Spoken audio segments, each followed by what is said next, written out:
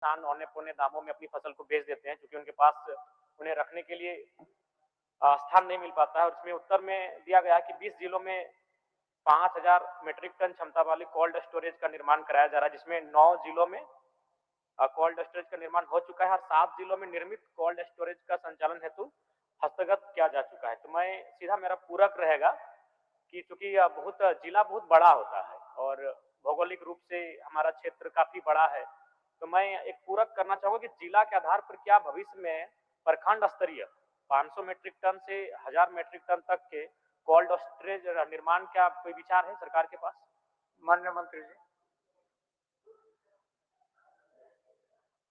अध्यक्ष महोदय, आपके माध्यम से माननीय सदस्य को ये अवगत कराना चाहूंगी कि इस वित्तीय वर्ष 26-27 को हम लोगों ने इसके लिए एक बजटीय प्रावधान भी लिया है कि हर एक विधानसभा में माननीय सदस्यों के अनुशंसा से एक कोल्ड स्टोरेज का निर्माण कराया जाएगा। अध्यक्ष महोदय, इसके अतिरिक्त वर्तमान में हम लोगों के पास प्रत्येक जिला स्तर पे 5000 एमटी का कोल्ड स्टोरेज उपलब्ध है और अगर उपलब्ध नहीं है तो उसमें अभी वो वर्क इन प्रोग्रेस है।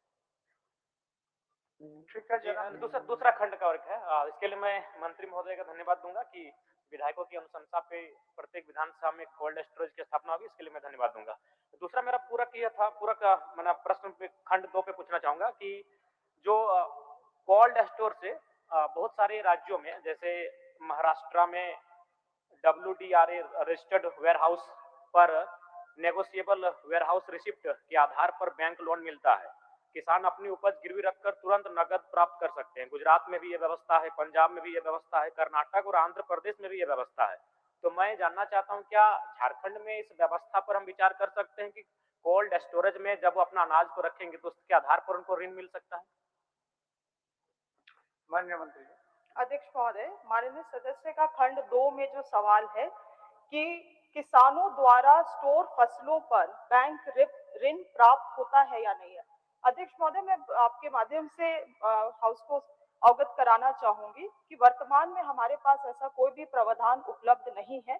ऋण अब की जहां तक बात आती है अध्यक्ष महोदय, तो हम लोग अपने राज्य में किसानों को केसीसी लोन उपलब्ध कराते हैं, जो सब इंटरेस्ट सबवेंचर मॉडल पे संचालित की जाती है। अध्यक्ष महोदय, इसके अलावे समय समय पे कृषि ऋण माफी योजना भी चलाई जाती है। मगर अध्यक्ष महोदय, जो माननीय सदस्य कह रहे हैं कि कोल्ड स्टोरेज में जो फसल को स्टोर किया जाता है उसके अगेंस्ट में बैंक ऋण, अध्यक्ष महोदय, जो वेयर हाउसिंग डेवलपमेंट और रेगुलेशन एक्ट 2007 है उसमें ये प्रावधान दिया गया है, किंतु अध्यक्ष महोदय काफी टेक्निकलिटीज है इसमें। आपको BIS कंस्ट्रक्शन नॉर्म्स हुए, साइंटिफिक स्टोरेजेस प्रैक्टिसेस हुए, तमाम चीजों को आपको फुलफिल करना पड़ता है, तब जाके आपको WRDA का एक सर्टिफिकेशन मिलता है। उस सर्टिफिकेशन में जब वेयर हाउसेस ऑपरेट करती हैं तो किसी भी किसान को उनके उत्पाद के लिए उत्पाद को स्टोर करने के लिए ENWR इलेक्ट्रॉनिक वेयर हाउस रसीद उपलब्ध कराया जाता है, जो कि एक नेगोशिएबल कोलैटरल के रूप में एक्ट करती है। अध्यक्ष महोदय, तो क्योंकि ये काफी टेक्निकल हो जाता है अध्यक्ष महोदय, वर्तमान में हमारे पास ऐसा कोई भी कोल्ड स्टोरेज नहीं है जिसको ये सर्टिफिकेशन प्राप्त है। इसी के कारण हम लोग इनको वो लाभ नहीं दे पाते अध्यक्ष महोदय। मगर जहां तक ऋण की बात है, राज्य में किसानों के ऋण की आवश्यकता पूर्ति की जा रही है। बस एक छोटा मैं, देखिए मंत्री महोदय, चूंकि अभी जैसे कि महुआ का सीजन है, अब महुआ आएगा तो उस महुआ का अगर वो स्टोर करते हैं, तो अगर उस स्टोर के आधार पर उनको ऋण दिया जाएगा तो हमें लगता है कि उनको एक अच्छा पहल हो जाएगा। तो इसलिए ऋण तो दिया जाता है, लेकिन मैं चाहता हूं कि जो स्टोरेज है, जो वो स्टोर करते हैं जिस अनाज का, उसके आधार पर, उस स्टोर हाउस के आधार पर, चूंकि कई राज्यों में ऐसा प्रावधान है, तो मैं चाहता हूं इस पर एक विचार किया जाए, इस पर विचार करें। माननीय जयराम कुमार महतो, तो इसके बाद वाला प्रश्न भी आप ही का है, पूछ लीजिए। इसके बाद वाला प्रश्न भी आप ही का है। तो इसका उत्तर था मंत्री महोदय से, महोदय इसका उत्तर तो मंत्री जी दे दिए आपको साफ। जो अभी हमारा स्टेट में इस तरह का कोई प्रावधान नहीं है, चूंकि इसमें कुछ जटिलता है, लेकिन आपने प्रश्न के रूप में माननीय मंत्री के संज्ञान में दे दिए, तो फिर एक्सरसाइज करेंगे। ठीक ठीक, धन्यवाद। मेरा इस प्रश्न का विभाग का उत्तर स्वीकारात्मक है। मेरा प्रश्न था कि ऊर्जा विभाग में स्वीकृत पदों एवं कार्यरत पदों में काफी अंतर है। तो मैं सीधा पूरक, समय ना गवाते हुए सीधा पूरक जानना चाहूंगा कि जो पद रिक्त है उन रिक्त पदों की भरपाई के लिए सरकार कितनी समय अवधि में उन रिक्त पदों की भरपाई करेगी? माननीय मंत्री ऊर्जा। माननीय अध्यक्ष महोदय, बड़ा स्पष्ट पूरक है उनका और चिंता भी लाजमी है महोदय।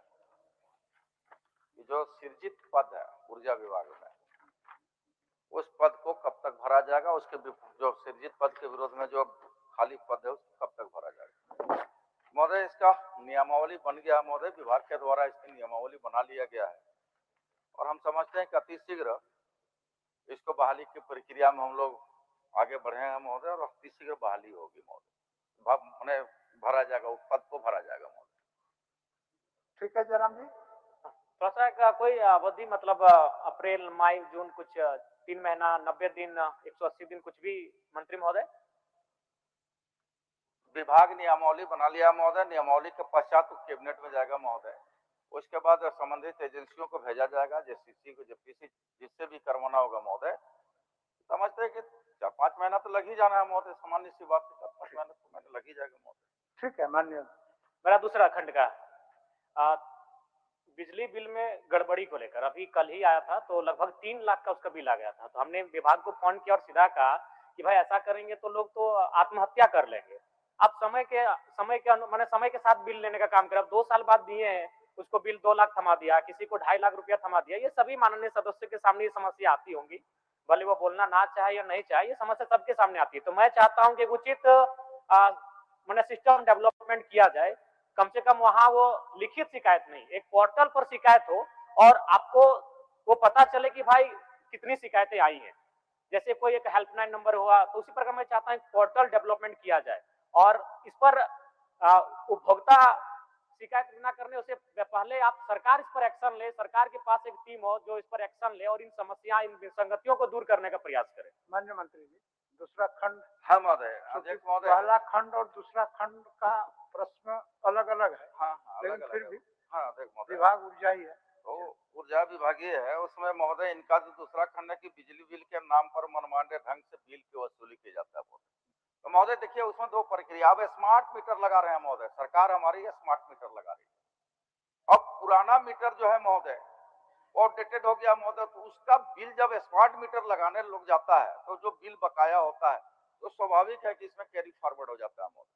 जब कैरी फॉरवर्ड होता है तो लगातार मान लीजिए 3 साल, 4 साल, 5 साल से नहीं दिया है बिजली बिल, तो उसको सूद समेत उसको क्लब करके महोदय उसको बिजली बिल निकाल दिया जा रहा है।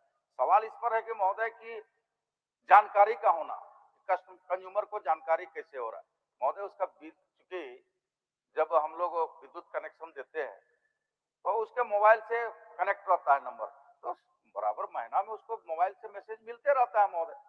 और तत्परता थोड़ा अपनी ओर से भी होना चाहिए कि भाई हम कनेक्शन लिए हैं तो निश्चित तौर पर विभाग से, अगर हमारा मोबाइल में नहीं आ रहा है तो विभाग से संबंध करके हम बिजली बिल को देखें और उसके भुगतान करें महोदय। लेकिन माननीय अध्यक्ष महोदय, लेकिन माननीय सदस्य की जो चिंता है, चिंता इस बात का है कि 3 लाख रुपया अचानक एक कस्टमर का, एक कंज्यूमर का बिल आ गया महोदय। आप हमको, हम आपके माध्यम से माननीय सदस्य को कहेंगे कि अगर वैसा कोई साक्ष्य है तो दे, निश्चित तौर पर बिजली बिल भी उसका संशोधन करेंगे और संबंधित अधिकारी पदाधिकारी पर कार्रवाई भी करेंगे महोदय। दूसरा एक महोदय अंतिम बोल देते हैं महोदय। दूसरा जो कह रहे हैं कि भाई टोल फ्री नंबर, तो हमारा टोल फ्री नंबर जारी है महोदय, 1912 और 94-311-35-504 हेल्पलाइन नंबर जारी है महोदय। इसलिए सूचना दे महोदय, उसमें सब चीज समाधान होगा महोदय। ठीक है, मंत्री जी ने कहा उसी को पूरा कर देते। मंत्री जी ने कहा अगर कोई ऐसी शिकायत है तो बिल्कुल अभी सामने बाहर ही बैठा है, हम एप्लीकेशन लेकर जब वो कक्ष में चले जाएंगे 1 घंटा विश्राम के लिए, उनको जाके हम दे देते हैं और उम्मीद करते हैं आप कार्रवाई करेंगे। ठीक ठीक। माननीय सदस्य आलोक कुमार सोरेन जी।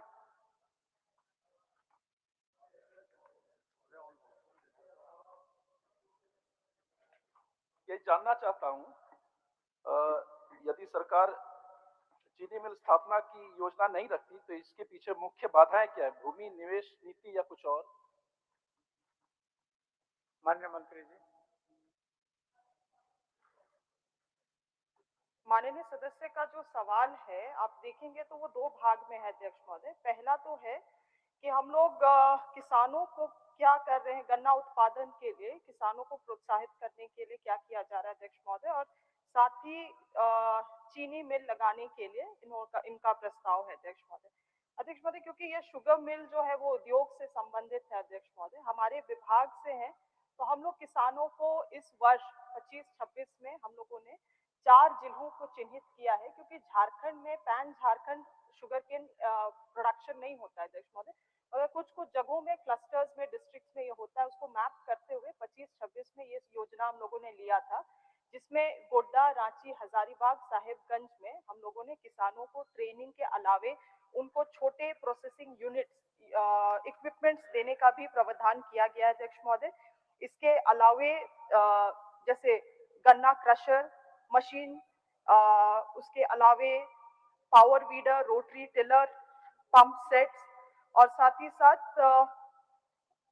इस तरह के कई सारे इक्विपमेंट्स देने का भी प्रावधान इस योजना में किया गया है अध्यक्ष महोदय। तो हम सरकार उस दिशा में काम कर रही है कि कैसे उन किसानों को हम लोग और प्रोत्साहित करें और उनका उत्पाद को एक सही मूल्य दे सके। किंतु अध्यक्ष महोदय, जहाँ तक मिल स्थापना की बात आती है तो वो उद्योग से ही संबंधित है, तो वो बेहतर इन चीजों को क्लियर कर पाएंगे।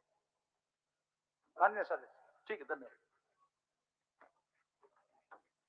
तारांकित अनंत प्रताप देव जी। अध्यक्ष महोदय, मान्य सदस्य एक साथ आप दोनों खड़ा हुए हैं,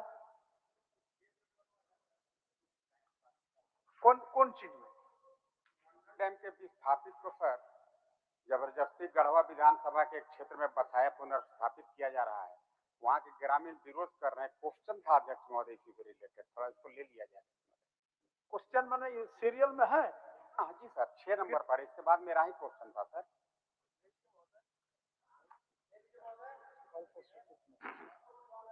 अब तो पुट करने का भी सत्येंद्र जी को कोई नहीं आता, हम देखते थोड़ा आंसर दिला दिया जाए अध्यक्ष महोदय। उसमें क्या कर सकते हैं। अब छोड़ दीजिए उसको, छोड़ दीजिए, अब दूसरे बार देखा जाएगा।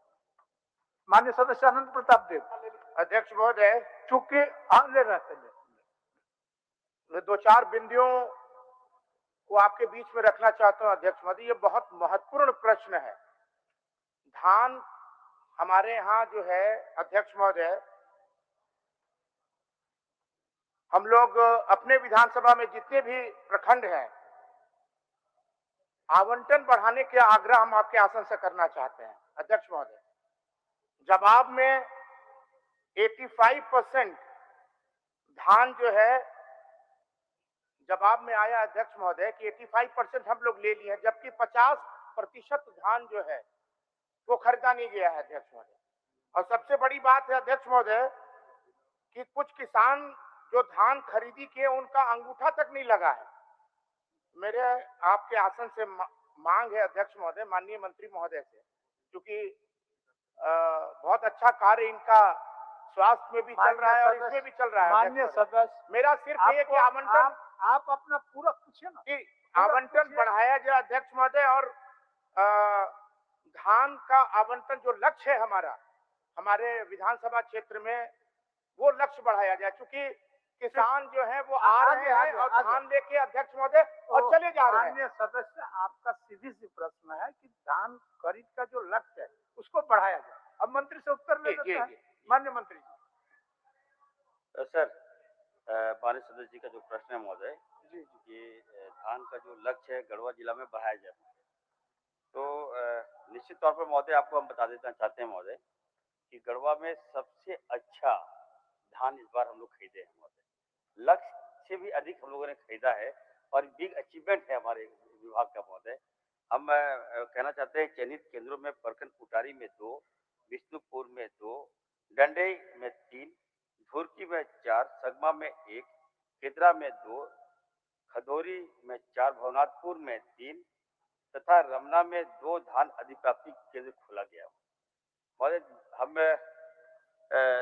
आपके माध्यम से माननीय विधायक जी को अवगत कराना चाहते हैं कि हमारा जो लक्ष्य था 2 लाख क्विंटल का था गढ़वा में, इस बार हम लोग 2.5 महोदय 50,000 क्विंटल हम लोग ज्यादा एक्सीड कर गए। और मैं विश्वास दिलाता हूँ महोदय, किसान से धान खरीद रहे हैं, पेमेंट हम कर रहे हैं। असल में समस्या क्या आ रही है कि वो गढ़वा जो है महोदय बॉर्डर क्षेत्र है और किसान जो है महोदय बिहार से धान खरीद कर झारखंड ले आते हैं। अब धान में ये तो नहीं लगा कि वो झारखंड का धान है कि बिहार का धान है या उत्तर प्रदेश का धान है महोदय, लेकिन खरीदना मेरी मजबूरी है, इसलिए वहाँ बड़े पैमाने पर ये धान अधिप्राप्ति हो रहा है महोदय। फिर भी मैं विश्वास दिलाता हूँ माननीय विधायक जी को कि जितना भी धान आएगा क्रय में हम लोग धान खरीदेंगे महोदय। और दूसरा एक और बात बता दें महोदय कि हम लोग जो MSP जो धान अभी पूछने दीजिए, फिर पूछेंगे तो बोलिएगा, पूछना। और कुछ है माननीय विधायक जी?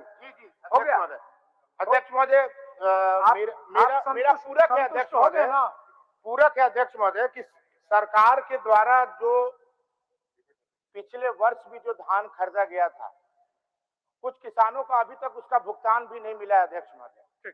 और दूसरा है अध्यक्ष महोदय कि बायोमेट्रिक अंगूठा जो लगाया जाता है उसमें वर्तमान में लंबित है, तो हम चाह रहे हैं अध्यक्ष महोदय लक्ष्य बढ़ा दिया जाए, बायोमेट्रिक जो अंगूठा लगाया जाता है उसको कम से कम अंगूठा लगवा दिया जाए अध्यक्ष महोदय, ताकि वहां के किसान जो हैं इधर उधर न भटके। और चूंकि अभी जो रिपोर्ट माननीय मंत्री महोदय बता रहे थे कि रिपोर्ट जो है वो बहुत अच्छा आया, लेकिन एक आपसे आसन से आग्रह अध्यक्ष महोदय की एक जांच करवा दिएगा। 50% से ज्यादा धान वहां नहीं खरीदे हैं, धान लेके जा रहे हैं और वापस लेके किसान आ जा रहे हैं।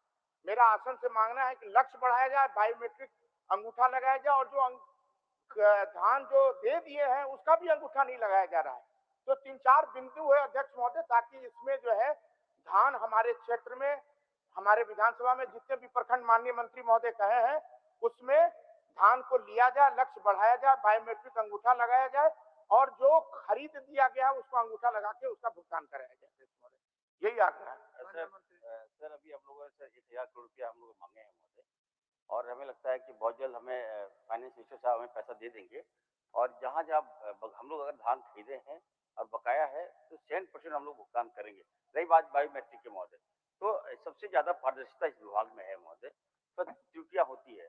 और खासकर मैं जानना चाहता हूँ महोदय, इनका जो विधानसभा एरिया है महोदय बानासपुर, और एक से एक एक्सपर्ट लोग हैं महोदय, किसान कम है वहाँ महोदय और नेता ज्यादा है महोदय, तो इसको भी हमको रोकना है महोदय। मैंने कहा कि मैं जाऊंगा बानासपुर, चिंता मत कीजिए, और वहाँ मैं ठीक भी करूंगा महोदय कि किसान है कि वहाँ बिचौलिया है महोदय। निश्चित तौर पर इस राज्य में जितने भी किसान है महोदय आज विश्वास के तौर पर हमारी सरकार को देख रहे हैं महोदय, इरफान अंसारी को देख रहे हैं। हम महोदय इस बार नीरज जी 60 लाख महोदय। माननीय मंत्री जी का पीड़ा से आप पीड़ित नहीं है, थोड़ा पीड़ित होइए सहानुभूति से। बैठिए सर, इस बार सर मैं कहना चाहता हूँ सर, लक्ष्य जो हमारा 60 लाख क्विंटल धान खरीदने का था महोदय, 80% हम लोगों ने अचीवमेंट किया है। और इस राज्य के सभी जिलों में महोदय किसान बड़ी संख्या में हमारे पास आ रहे हैं धान खरीदने के लिए, और हम लोग धान खरीद रहे हैं महोदय। थोड़ा पेमेंट में थोड़ा देरी होता है तो उसको भी हम सुधार रहे हैं, क्योंकि पैसा तो लेना पड़ता है केंद्र से।